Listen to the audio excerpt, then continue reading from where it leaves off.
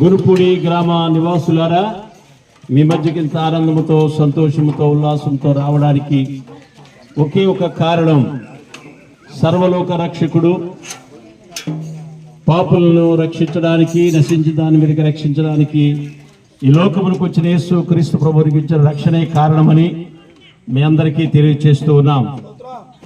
మీరింకా ఈ లోకంలో ప్రభు పిలుస్తున్నాడు, ప్రయాసపడి భారం మోసుకొచ్చిన సమస్త జనులారా నా యొద్దకు రండి, నేను మీకు విశ్రాంతి కలుగు చేస్తానంటున్నాడు.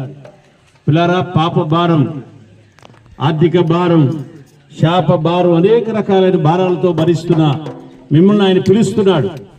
కాబట్టి ఎవరైతే ఆయన యొద్దకు వస్తారో వారికి నేను విశ్రాంతి కలుగు చేస్తానని యేసు క్రీస్తు ప్రభు వారు మాట్లాడుతారు. 2026 సంవత్సరాల క్రిందట ఆయన సకల మానవ జాతి కొరకు, ఇదిగో ఈ గ్రామ ప్రజల కొరకు మాత్రమే కాకుండా మానవ జాతి అంతటి కొరకు ప్రాణం పెట్టి తిరిగి లేచిన గొప్ప సర్వశక్తిమంతుడు, సర్వోన్నతుడు.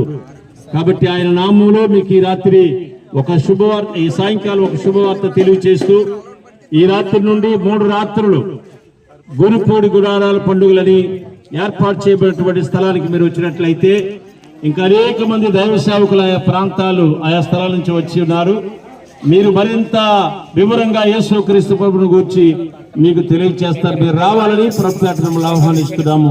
దేవుడు మనల్ని దీవించును గాక.